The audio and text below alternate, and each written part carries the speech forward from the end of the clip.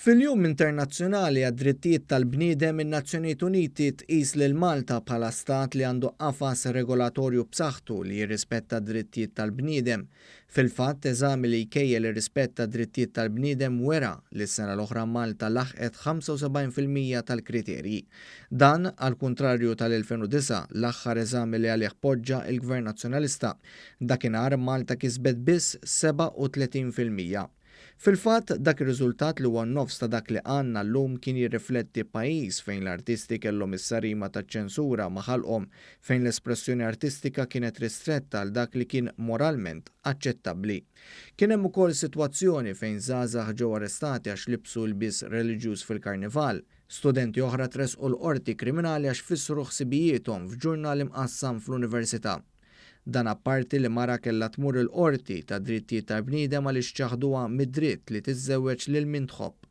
Fi stqarrija l-Ministeru responsabbli mill-Ugwaljanza saħaq li kien dan il-Gvern li brieda u determinazzjoni beda rivoluzzjoni fl-aktar qasam importanti tal-amministrazzjoni pubblika.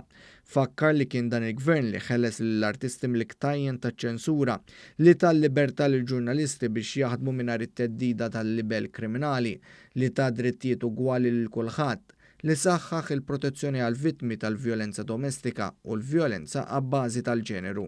Il-Ministru Edward Zammit Lewis spjega wkoll li kien dan il-Gvern li saħħaħ id-dritt tal-familja permezz ta' servizz aħjar tal-IVF b'xejn għal kulħadd, tat-tisħiħ tad-dritt tal-adozzjoni u permezz ta' żieda fil-ġranet tal-lif għal aktar ħin mal-familja li saħħaħ id-dritt tax-xogħol u l-emanċipazzjoni tan-nisa fis-soċjetà bl-introduzzjoni tas-servizz ta' child care b'xejn u li saħħaħ id-dritt tal-edukazzjoni permezz tat-titjib fl-istipendji. Dr. Zammit Lewis qal in-Nazzjonijiet Uniti ħarset ukoll lejn il-ħarsien tal-anzjani fejn innutat ukoll iż-żidiet fil-pensjonijiet li tal-Gvern għal aktar minn sena u kif anke titejjeb il-livell tal-għajxin tal-persuni b'diżabilità billi żdiedu n-numru ta' dawn il-persuni li daħlu fid-dinja tax-xogħol u oħrajn b'diżabilità severa issa se jibdew jirċievu l-ekwivalenti tal-paga minima nazzjonali. Kemm imxejna l-qudiem mill-2013 il-hawn fid-drittijiet umani, fl-ugwaljanza, fil-libertajiet ċivili.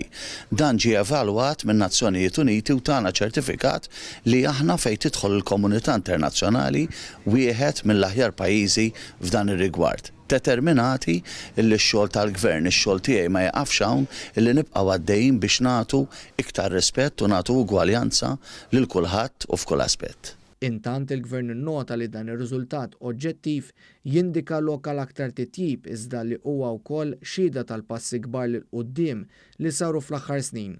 Dan hekk kif il-pajjiż qed ikompli jimplementa rakkomandazzjonijiet tal-Kummissjoni Venezja fosthom fil-ħatriet fil-ġudikatura. Dan fil-waqt li issa se jkollna avukat tal-Istat li huwa separat mill-Avukat Ġenerali bir-rwol se jaqdi l-interess pubbliku. Fl-istess waqt il-Parlament bħalissa għandu qudiemu l-abbozzi dwar l-ugwaljanza li se jwaqfu l-ewwel Kummissjoni għad-Drittijiet tal-Bniedem u l-Ugwaljanza, kummissjoni awtonoma li twieġeb biss lill-Parlament skont il-prinċipji ta' Pariġi tan-Nazzjonijiet Uniti u rakkomandazzjonijiet tal-Kummissjoni Venezja.